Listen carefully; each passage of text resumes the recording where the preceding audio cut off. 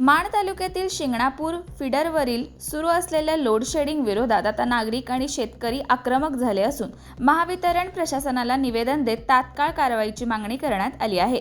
गेल्या 15 ते 20 दिवसांपासून सायंकाळी 6 ते रात्री 10 वाजेपर्यंत वीज पुरवठा खंडित केला जात असल्याने सर्वसामान्य नागरिक, महिला, विद्यार्थी, ज्येष्ठ नागरिक आणि शेतकरी यांना मोठ्या अडचणींचा सामना करावा लागत आहे। निवेदनामध्ये म्हटले आहे की स्वयंपाकाच्या वेळेत वीज पुरवठा खंडित होत असल्याने महिलांची मोठी गैरसोय होत आहे। तसेच विद्यार्थ्यांच्या अभ्यासावर परिणाम होत असून लहान मुले आणि ज्येष्ठ नागरिकांनाही त्रास सहन करावा लागत आहे। दुसरीकडे शेतकऱ्यांना जनावरांसाठी चारा तयार करणे, दूध काढणे आणि इतर शेतीपूरक कामे करण्यासाठी अडचणी निर्माण होत आहेत। त्यामुळे शिंगणापूर फिडरवरील सुरू असलेले लोड शेडिंग तात्काळ बंद करण्याची मागणी करण्यात आली आहे।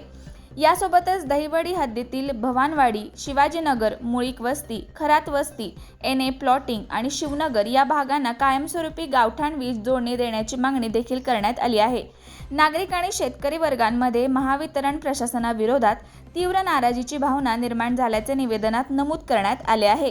या निवेदनावर स्वाभिमानी शेतकरी संघटनेचे राजू मुळीक यांच्यासह नगरसेवक महेश जाधव, सतीश गलांडे, रामचंद्र मुळीक, मकरंद जाधव, गणेश विलास मुळीक, रघुनाथ मुळीक, अनिल जाधव, आशिष मुळीक, आदित्य जाधव, रितेश जाधव, ओम मुळीक, राणी शिंदे, वैशाली घाडगे आणि अन्य नागरिक आणि शेतकऱ्यांच्या स्वाक्षऱ्या आहेत।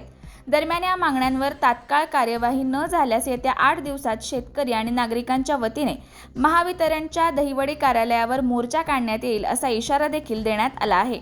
त्यामुळे आता महावितरण प्रशासन या निवेदनाची कितपत दखल घेते आणि नागरिकांना दिलासा देण्यासाठी कोणती पावले उचलते याकडे संपूर्ण माण तालुक्याचे लक्ष लागले आहे।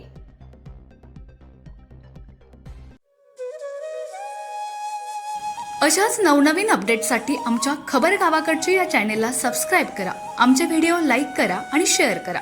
धन्यवाद।